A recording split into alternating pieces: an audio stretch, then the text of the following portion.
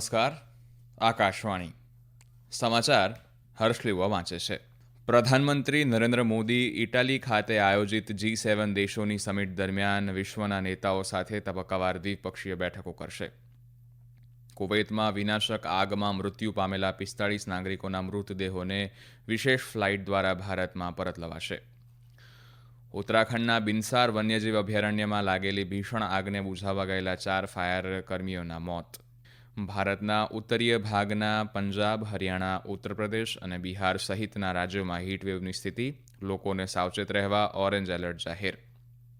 અને ભારતીય અશ્વારોહક શ્રુતિ વોરાએ વિશ્વ અશ્વારોહણ સ્પર્ધામાં 3 સ્ટાર ગ્રેન્ડ પ્રિક્સ ઇવેન્ટ જીતીને ઇતિહાસ સર્જ્યો. સ્પર્ધા જીતનાર પ્રથમ ભારતીય બન્યા. પ્રધાનમંત્રી નરેન્દ્ર મોદી આજે G7 સમિટ દરમિયાન વિશ્વના નેતાઓ સાથે શ્રેણીબદ્ધ દ્વિપક્ષીય બેઠકો કરશે. સોશિયલ મીડિયા પોસ્ટ પર કરાયેલા એક વિડીયોમાં વિદેશ મંત્રાલયના પ્રવક્તા રણધીર જયસ્વાલે વિશ્વના નેતાઓ સાથે શ્રી મોદીની મુલાકાત વિશે વિગતો આપી હતી. જે મુજબ શ્રી મોદી ફ્રાન્સના રાષ્ટ્રપતિ ઇમેન્યુઅલ મેક્રોન, બ્રિટનના પ્રધાનમંત્રી ઋષિ સુનક, જર્મન ચાન્સેલર ઓલાફ સ્કોલ્ઝ, ઇટલીના પ્રધાનમંત્રી જ્યોર્જિયા મેલોની, જાપાનના પ્રધાનમંત્રી ફ્યુમિયો કિશિદા અને યુક્રેનના રાષ્ટ્રપતિ વ્લોદિમીર ઝેલેન્સ્કી સાથે દ્વિપક્ષીય બેઠકો કરવાના છે. સતત ત્રીજી વખત સત્તા સંભાળ્યા બાદ પ્રધાનમંત્રી નરેન્દ્ર મોદીની આ પ્રથમ વિદેશ યાત્રા છે. ઉપરાષ્ટ્રપતિ જગદીપ ધનખડ અને તેમના પત્ની રાજસ્થાનની 2 દિવસીય મુલાકાતે છે. આજે જેસલમેરમાં સીમા સુરક્ષા દળની 154મી બટાલિયનના કાર્યક્રમમાં તેઓ હાજરી આપશે. ગઈકાલે તેઓ રાજસ્થાનના જેસલમેર પહોંચ્યા હતા. સંસદીય બાબતોના રાજ્યમંત્રી જોગારામ પટેલ અને જેસલમેર મહાનગરપાલિકા પરિષદના અધ્યક્ષે શ્રી ધનખડનું એરપોર્ટ પર સ્વાગત કર્યું હતું. ઉપરાષ્ટ્રપતિએ પ્રસિદ્ધ તનોટ માતા મંદિરની મુલાકાત લીધી હતી અને પ્રાર્થના કરી હતી. તેમણે શહીદ સ્મારક પર પુષ્પાંજલિ અર્પણ કરીને શહીદોને શ્રદ્ધાંજલિ આપી હતી. ઉત્તરાખંડમાં અલ્મોડા જિલ્લાના બિનસાર વન્યજીવ અભયારણ્યમાં ગઈકાલે ભીષણ આગમાં 4 અગ્નિશામકોએ જીવ ગુમાવ્યો છે અને અન્ય 4ને ગંભીર ઈજાઓ પહોંચી છે. આગ બુઝાવવા માટે 8 સભ્યોની ટીમ ઘટના સ્થળે દોડી આવી ત્યારે આ ઘટના બની હતી. આગની જ્વાળાઓ વધુ તીવ્ર બનતા પરિણામે ટીમના 4 સભ્યોના મોત નીપજ્યા છે. ઈજાગ્રસ્તોને હલ્દવાની બેઝ હોસ્પિટલમાં એરલિફ્ટ કરવામાં આવ્યા છે. મુખ્યમંત્રી પુષ્કરસિંહ ધામીએ આ ઘટના પર ઊંડો શોક વ્યક્ત કર્યો છે અને મૃતકોના પરિવારજનોને 10 લાખ રૂપિયાની સહાયની જાહેરાત કરી છે. તબીબી અભ્યાસક્રમોમાં પ્રવેશ માટે લેવાયેલી નીટ UG 2024માં 1563 વિદ્યાર્થીઓને ગ્રેસ માર્ક આપવાનો નિર્ણય રદ કરાયો છે. કેન્દ્ર સરકારે સર્વોચ્ચ અદાલતમાં ન્યાયાધીશ વિક્રમનાથ અને સંદીપ મહેતાની બનેલી બેન્ચ સમક્ષ આ મુજબ જણાવ્યું છે. કેન્દ્ર સરકાર અને રાષ્ટ્રીય પરીક્ષા એજન્સી NTAના વકીલે અદાલતમાં જણાવ્યું હતું કે ગ્રેસ માર્ક અપાયેલા તમામ વિદ્યાર્થીઓને ટૂંક સમયમાં લેવાનારી પુનઃ પરીક્ષા આપવાનો વિકલ્પ અપાશે. સરકારી વકીલની દલીલો સાંભળ્યા બાદ સર્વોચ્ચ અદાલતના ન્યાયાધીશોએ દોહરાવ્યું હતું કે નીટ UG 2024ની પ્રવેશ અને કાઉન્સેલિંગ પ્રક્રિયા ઉપર મનાઈ હુકમ અપાશે નહીં. કુવૈતમાં વિનાશક આગમાં મૃત્યુ પામેલા 45 નાગરિકોના મૃતદેહને ભારત આજે એક વિશેષ ફ્લાઇટ દ્વારા પરત લાવશે. કુવૈતમાં ભારતીય દૂતાવાસે એક નિવેદનમાં જણાવ્યું છે કે વિશેષ ફ્લાઇટ દિલ્હી જતા પહેલા આજે સવારે કોચીમાં ઉતરશે. મોટાભાગના મૃતકો કેરળના 23 છે. ત્યારબાદ તમિલનાડુના 7, આંધ્રપ્રદેશ અને ઉત્તર પ્રદેશના 3, ઓડિશાના 2 અને બિહાર, પંજાબ, કર્ણાટક, મહારાષ્ટ્ર, પશ્ચિમ બંગાળ, ઝારખંડ અને હરિયાણાના એક વ્યક્તિ છે. વિદેશ રાજ્યમંત્રી કીર્તિવર્ધનસિંહ ગઈકાલે કુવૈત પહોંચ્યા હતા અને મૃતકોના મૃત અવશેષોના વહેલા સ્વદેશ પરત લાવવા કુવૈત સરકાર સાથે સંકલન કર્યું હતું. ગઈકાલે મંગફ વિસ્તારમાં રહેઠાણની સુવિધામાં 176 ભારતીય કામદારોમાંથી 45 મૃત્યુ પામ્યા છે, જ્યારે 33 હોસ્પિટલમાં દાખલ છે અને બાકીના સલામત હોવાના અહેવાલ છે. ભારતીય હવામાન વિભાગે દેશના ઉત્તર પશ્ચિમ, ઉત્તર અને પૂર્વીય ભાગોમાં હીટવેવની સ્થિતિ માટે ઓરેન્જ એલર્ટ જારી કર્યું છે.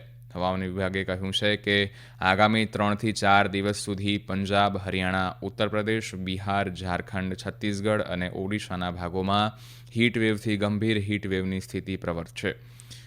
હવામાન વિભાગના વરિષ્ઠ વૈજ્ઞાનિક ડોક્ટર RK જૈનામાનીએ જણાવ્યું હતું કે આગામી દિવસોમાં આ રાજ્યોમાં સરેરાશ તાપમાન 5 થી 6 ડિગ્રી સેલ્સિયસ વધવાની ધારણા છે. હવામાન વિભાગે એવી પણ આગાહી કરી છે કે આગામી 3-4 દિવસ દરમિયાન હિમાલય, પશ્ચિમ બંગાળ, સિક્કિમ અને ઉત્તર પૂર્વ ભારતમાં અલગ અલગ વિસ્તારમાં ભારેથી અતિભારે વરસાદ ચાલુ રહેવાની સંભાવના છે. આગામી 2-3 દિવસ દરમિયાન મહારાષ્ટ્ર, છત્તીસગઢ, ઓડિશા, તટીય આંધ્રપ્રદેશ અને ઉત્તર પશ્ચિમ બંગાળની ખાડીના કેટલાક વધુ ભાગોમાં ચોમાસું આગળ વધવા માટે સ્થિતિ અનુકૂળ છે. દરમિયાન દિલ્હીમાં વાદળછાયું વાતાવરણ રહે તેવી સંભાવના છે. આ રાષ્ટ્રીય સમાચાર આપ આકાશવાણી પરથી સાંભળી રહ્યા છો. આ સમાચાર આપ અમારી YouTube channel AIR news Gujarat પર પણ સાંભળી શકશો. વધુ સમાચાર માટે આપ અમારા ટ્વિટર હેન્ડલ AIR_news_ABADને ફોલો કરી શકો છો. ચેસમાં ભારતની દિવ્યા દેશમુખે ગુજરાતના ગાંધીનગરમાં ગિફ્ટ સિટી ક્લબ ખાતે રમાયેલી અંતિમ રાઉન્ડમાં બલ્ગેરિયાની બેલોસ્લાવા ક્રાસ્તેવાને હરાવી વિશ્વ જુનિયર ગર્લ્સ ચેસ ચેમ્પિયનશિપ જીતી લીધી છે. ટોચની ક્રમાંકિત દિવ્યાએ 10મા રાઉન્ડમાં ક્રાસ્તેવાને માત્ર 26 ચાલ સાથે હરાવીને તેનું પ્રથમ અંડર-20 ટાઇટલ જીત્યું છે. આ સાથે જ 9 રમતો જીતીને સ્પર્ધામાં અણરમ રહી હતી, જ્યારે અન્ય 2 મેચો ડ્રો કરી હતી. પોસ્કો ફાસ્ટ ટ્રેક કોર્ટના ન્યાયાધીશ રમેશે ગઈકાલે બેંગલુરુમાં પૂર્વ મુખ્યમંત્રી અને ભાજપના વરિષ્ઠ નેતા BS યેદિયુરપ્પા વિરુદ્ધ બિનજામીનપાત્ર વોરંટ જારી કર્યું છે. તેમણે પોલીસને આવતીકાલ સુધી ચાર્જશીટ જમા કરાવવાનો પણ નિર્દેશ આપ્યો છે. BS યેદિયુરપ્પાએ ગઈકાલે વડી અદાલતમાં તેમની સામે દાખલ કરાયેલ પોસ્કો કેસને રદ કરવાની માંગ કરી હતી. CIDએ ગઈકાલે યેદિયુરપ્પાને આ કેસમાં તપાસ માટે સમન્સ પાઠવ્યું હતું અને તેમની સમક્ષ હાજર થયા નહોતા ત્યારે વિભાગે ફાસ્ટ ટ્રેક કોર્ટનો સંપર્ક કર્યો હતો. કેન્દ્ર સરકારે શ્રી અજિત ડોભાલની રાષ્ટ્રીય સલામતી સલાહકાર તરીકે અને શ્રી PK મિશ્રાની પ્રધાનમંત્રીના અગ્રસચિવ તરીકે ફરીથી નિયુક્તિ કરી છે. મંત્રીમંડળની નિમણૂક સમિતિએ ગઈકાલે આ નિમણૂકોને બહાલી આપી છે. આ નિમણૂકો પ્રધાનમંત્રીના કાર્યકાળ સુધી અથવા હવે પછીના આદેશ સુધી અમલમાં રહેશે. શ્રી ડોભાલે સંરક્ષણ મંત્રી રાજનાથસિંહની મુલાકાત લઈને તેમની સાથે ચર્ચા વિચારણા કરી હતી. આજે T20 વિશ્વકપમાં 2 પાપુઆ ન્યૂગિની અને અફઘાનિસ્તાન વચ્ચે મેચ ચાલી રહી છે. પાપુઆ ન્યૂગિનીએ અફઘાનિસ્તાનને જીતવા માટે 96 રનનો લક્ષ્યાંક આપ્યો છે. આ અગાઉ અફઘાનિસ્તાનને ટોસ જીતીને પહેલા ફિલ્ડિંગ કરવાનો નિર્ણય કર્યો હતો. પાપુઆ ન્યૂગિની તરફથી કિપ્લિન ડોરિગાએ 27 રન કર્યા હતા. અફઘાનિસ્તાનના ફઝલહક ફારૂકી 3 જ્યારે નવીન ઉલ હક 2 વિકેટ ઝડપી હતી. દરમિયાન ગઈકાલે કિંગ્સટાઉનમાં રમાયેલ મેચમાં બાંગ્લાદેશ અને નેધરલેન્ડ્સને 25 રનથી પરાજય આપ્યો હતો. અશ્વારોહણમાં શ્રુતિ વોરા 3-સ્ટાર ગ્રેન્ડ પ્રિક્સ ઇવેન્ટ જીતનારા પ્રથમ ભારતીય રાઇડર બની ગયા છે.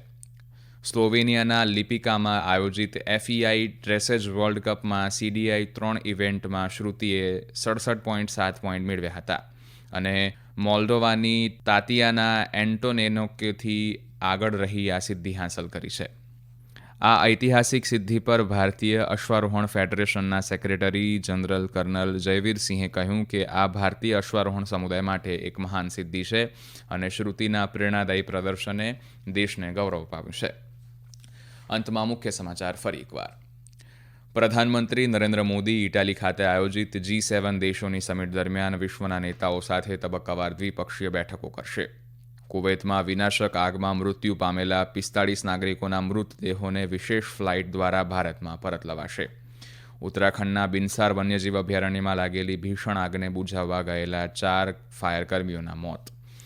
ભારતના ઉત્તરીય ભાગના પંજાબ, હરિયાણા, ઉત્તર પ્રદેશ અને બિહાર સહિતના રાજ્યોમાં હીટવેવની સ્થિતિ, લોકોને સાવચેત રહેવા ઓરેન્જ એલર્ટ જાહેર કરાયું. અને ભારતીય અશ્વારોહક શ્રુતિ વોરાએ વિશ્વ અશ્વારોહણ સ્પર્ધામાં 3-સ્ટાર ગ્રેન્ડ પ્રિક્સ ઇવેન્ટ જીતીને ઇતિહાસ સર્જ્યો. સ્પર્ધા જીતનાર પ્રથમ ભારતીય બન્યા. આકાશવાણી પરથી સમાચાર પૂરા થયા. નમસ્કાર.